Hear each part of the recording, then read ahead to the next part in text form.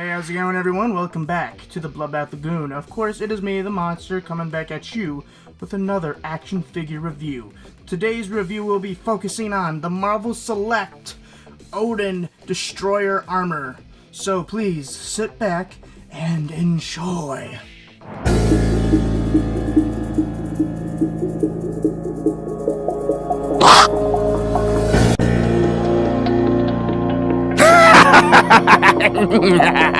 Welcome back to the Bloodbath Lagoon.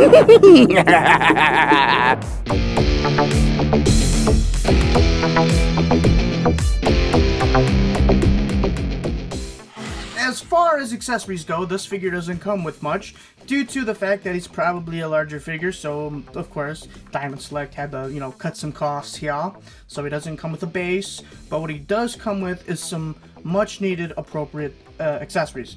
So of course he comes with this awesome sword, which is what Odin usually sports with the armor. But this is just a beautiful looking sword. I love the size of it. I just love all of the sculpting work. Look at that very nice intricate sculpt there. And I love the shininess of the gold. It's beautiful. And there's like a black wash on it too, just to accentuate all of that beautiful sculpting work. Just to let you know, his hands do look a little goofy with the thumb all posed, far away from the fingers like that. But it is beneficial because it helps him get the sword in there. He holds it snugly, very tightly. Also on the other hand as well, here we have the Odin head, as you've already seen. But look at it though. This is just a very, very nice head sculpt. I like it a lot.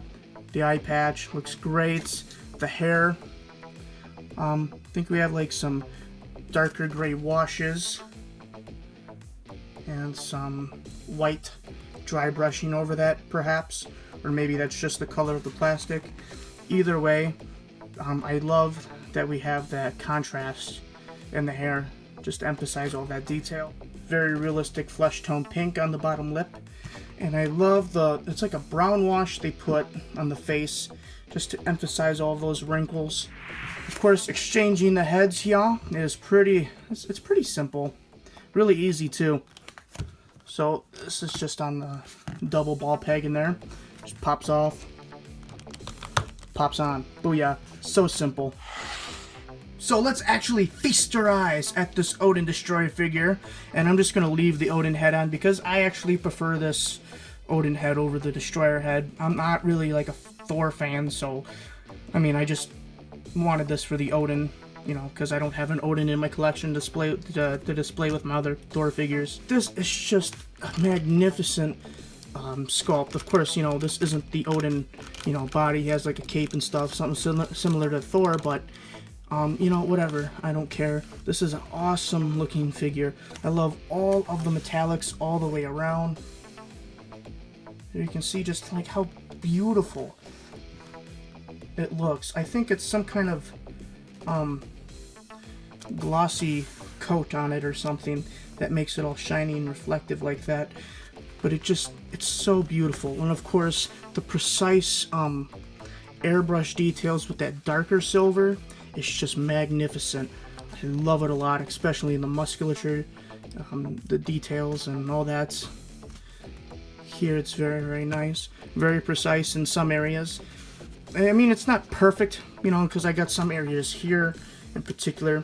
There you can see that silver that was missed behind these little buttons here, because it looks like it was just kind of misted over with the spray, and then it just kind of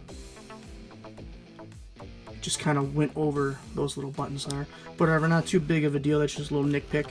In the comics, the Destroyer armor is sometimes depicted differently, so there's many different concepts to it. Artists sometimes draw these spikes on it, and sometimes artists leave that detail absent. But I'm glad they included the spikes because it just adds more eye candy to the figure.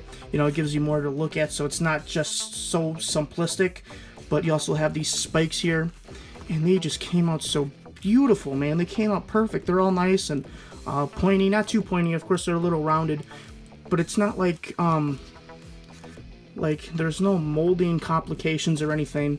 They just look so good. I'm like really, really impressed with this. Of course, not just this figure, but all of the metallic figures, like the Iron Man. I really love the way they do this with the airbrushing. I love the armored plates. Very, very nice. Of course, it's very reminiscent to Colossus, which is another one with the armored plates.